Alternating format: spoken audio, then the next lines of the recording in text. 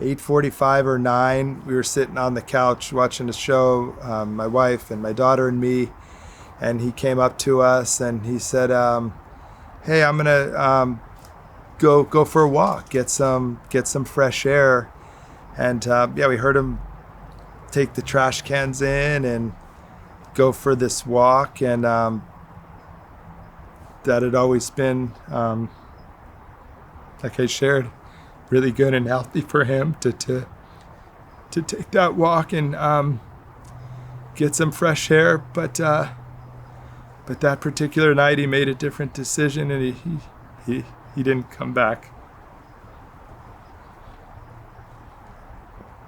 And my wife was getting into bed, getting ready. I was just kind of sorting stuff, and she got a call, and she thought it was Anthony because it was his phone, and it wasn't. It was the sheriff's, and they told her, "We have a pulse," and she didn't know what they mean, but I knew she was on with the police, and I just started running, and I ran up the street, and the first thing I saw was an ambulance drive off, and all sorts of fire trucks, and a couple fire trucks and police over here, and then my wife and daughter ran up, and police officer came over to me and shared with us that our son had hung himself, and they didn't know how long he was down, but that he was down, he was dead.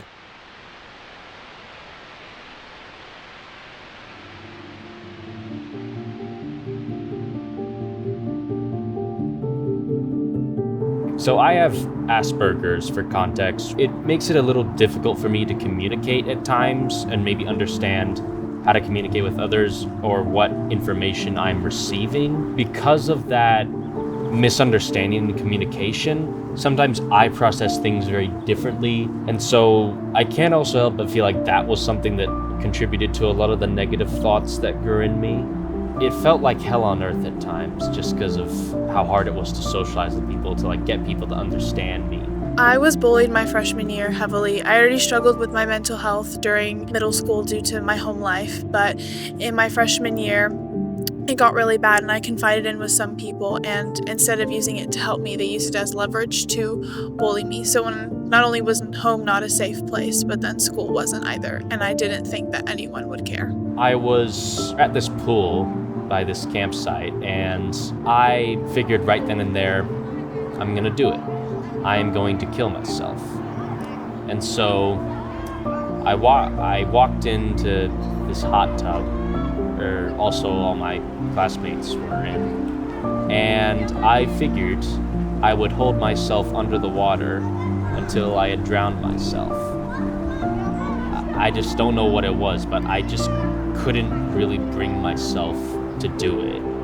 So I decided that it wasn't worth it, losing my dad, my friends, just stuck with my mom, which my mom is a great person, but obviously she's going through emotional distress if my dad is leaving.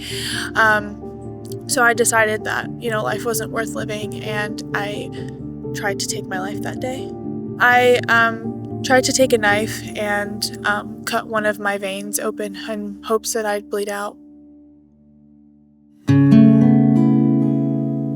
I think the people that I've met over the past couple of years since I was 14, I really learned what a good friendship is, and I have great friends in my life, and knowing that I would be missed. I think that I never want to intentionally hurt people, and I know that if I were to do that, it would hurt a lot of people. And just again, I think my religion really keeps me motivated. I think I show up to church, and I feel like I know what I was created for, and I want to fulfill that. And I know that there's more to life than what I'm feeling in the moment. I think that's what a lot of people don't understand, is that our feelings are always temporary. We can't just rely on our feelings. There has to be logic too. My certainty is that suicide is a mental health issue. Our bodies are hardwired to preserve themselves. We're hardwired to survive. And so as I've looked at Anthony's story and now dozens and dozens of others, the common thread is there's a shift, some sort of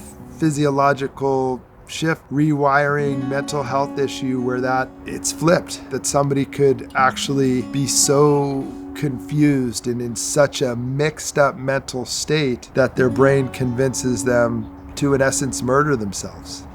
So the idea that talking about it, shedding light on it in any way is going to lead to that is preposterous. But having these open, real dialogues are what really matters most. So I'll start with therapy first. I think therapy is a great tool, but I think it depends on how you use it. If you're just using it as a way to vent, then I don't think that that's going to help you at all. I think you can just go to a friend or your parents. If you're using it to actually have a goal, I believe that when you start therapy, you should have at least 3 goals in mind to accomplish, and there should be a certain point where you're ending, or it becomes once a month, or it becomes once a year. I don't think you should have a therapist for the rest of your life. With medication, well, the first time I was put on medication, I was 10 years old, and I was put on something called Tategurol. It's a mood swinger thing. It's made for people with bipolar, and for a 10-year-old to be on medication is extremely traumatic, and your brain is still growing up until you're 25, so to mess with that is crazy. I think that psychiatrists are abusing their sort of power with medication is an easy fix. I think that if you look at the people who are on medication, you would say, no, all you need is therapy, or all you need is your circumstances. It's not who you are. I mean, to truly be on medication, you have to have a chemical imbalance. Well, how much of us actually have the chemical imbalance? I do think that there are cases, though, where medication is needed. People who have schizophrenia, who truly do have bipolar, which cannot be diagnosed until you're 18. So to put a younger kid on it for something that can't be diagnosed until you're 18, that doesn't seem right.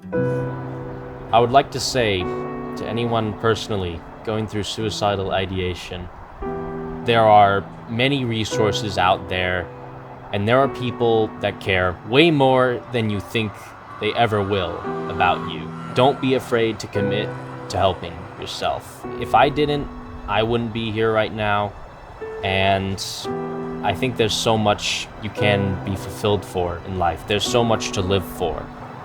Life is beautiful, and it is very much worth living, and there are cute little cats you can continue petting.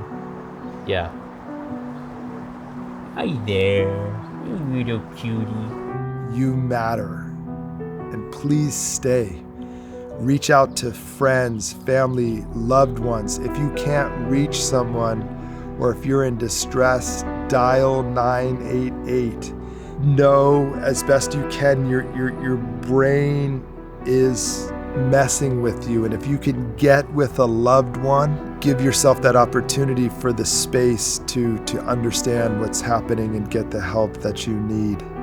Find your loved ones, share vulnerably, be open, because I know this with certainty. When I see my son again in heaven, it's not going to feel like a moment has passed. And I know he doesn't want me to waste the moments I have left here. And by waste, I mean like suffer, carry pain, but there's joy left to have. There's experiences left to have. There's love left to be given and received. And I'm not afraid to die. And I look forward to seeing Anthony again.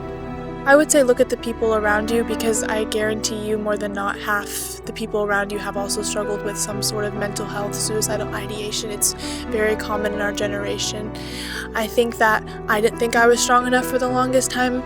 I struggled with self-harm for 4 years, and I thought, wow, I'm seriously never getting out of this, but I did, and it's just one day at a time. That's all you have to do. Be better than you were yesterday. Do one thing that you didn't do yesterday. Seriously, one day at a time. Stop trying to look at the bigger picture and look at the small picture. A child doesn't just get up and walk. They have to fall, and then all of a sudden they do get up and they do walk, and it's great. And one day you will look back and you'll be like, wow, I actually recovered, I actually am strong enough. And strength isn't from other people, it's within yourself. You can't rely on others to tell you that you're good enough, you're strong enough. You have to truly believe it in yourself that you are. And even if you lie to yourself, someday it will become truth.